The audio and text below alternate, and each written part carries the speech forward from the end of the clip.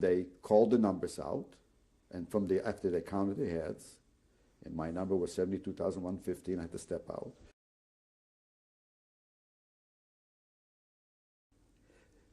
When the Hungarian transport started coming in, that was already 44. I worked for a little bit there.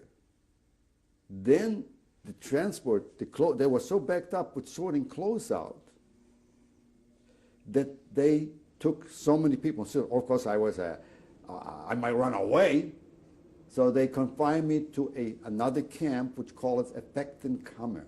There, all we did is open the suitcases, sort it out. Also, there was a barrack with women who sorted women's clothing, women's stuff, and children's stuff.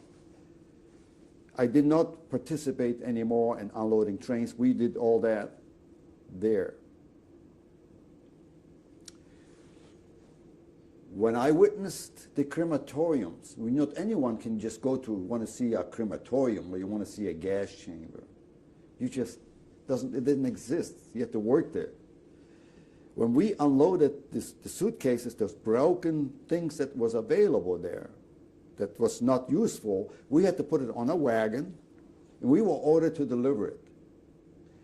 When we arrived to the crematorium, okay, they were still gassing, so we were not allowed to go in there. Within a few minutes, they told us to go in there. This particular crematorium that in the woods on the right-hand side, going in there, they had a huge pit. I would say 30 feet long, maybe 15 feet wide.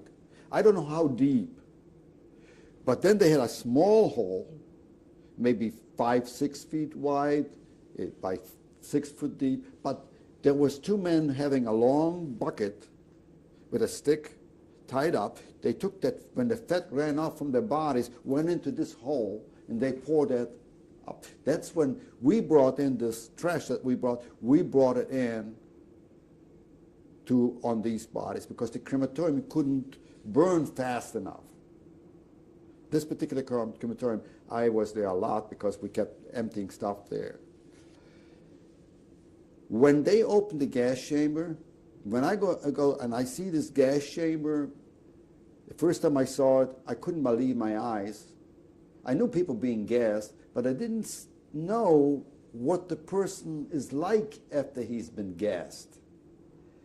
First of all, it's like a stampede in there. It had to be a stampede because the people were so entwined among themselves that the guys who worked as under Commando had a belt, a regular belt, like a loop, tied them on the feet, all by their necks, and this is how they pried them away from each other. Then there was a man going around, and they all had their eyes open somehow, and their mouths open. I guess they were gasping for air. I don't know. Then their teeth were taken out of there before they cremated them.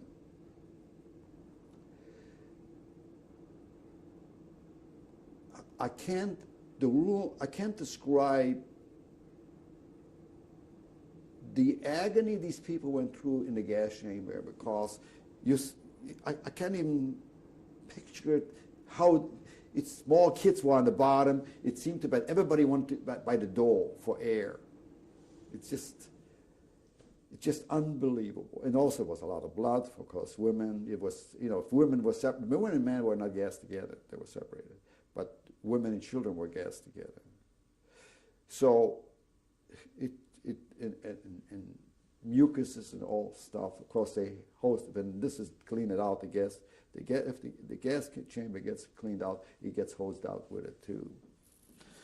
The gas that they throw in was underneath the roof, the little windows. So it was way above your head, and it was closed up. Also, it was closed up with a wooden window, like solid, airtight, probably.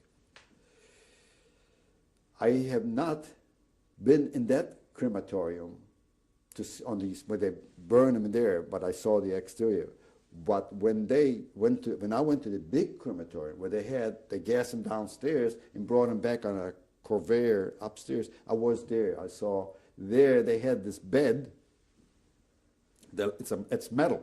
It's like two right half-inch wrought irons or three-quarter in two straps there, and they lay the body in and rolled them in and threw and just they shut it in and moved it back, and the body slid off. They burned them there. There was huge, a lot of ovens. And then they had that they cremated outside further down. We brought that too, where they burned bodies there.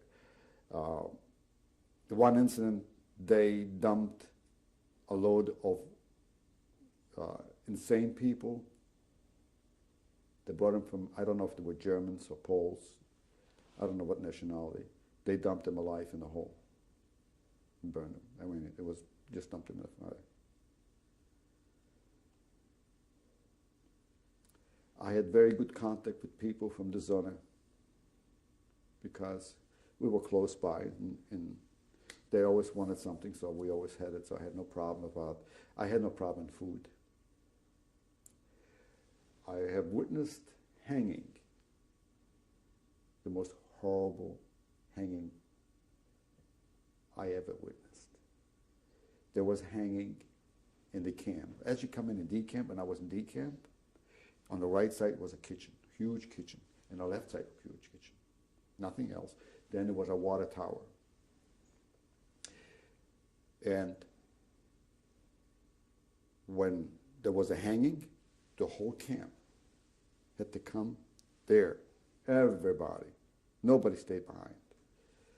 A truck came, and we knew, as old prisoners, the old prisoners knew what kind of death this guy is going to have. Well, guys, lots of guys, 3, 4, 5 people.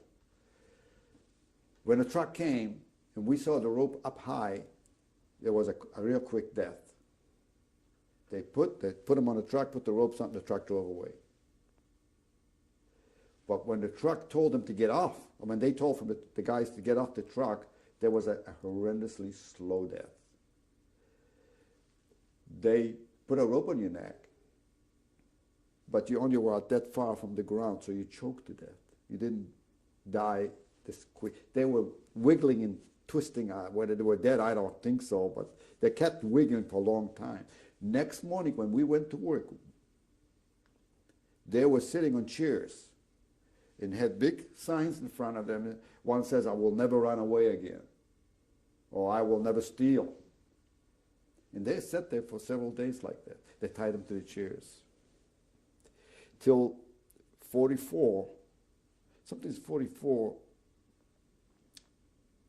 I don't know the month, it wasn't cold yet. We were told to get on the trains.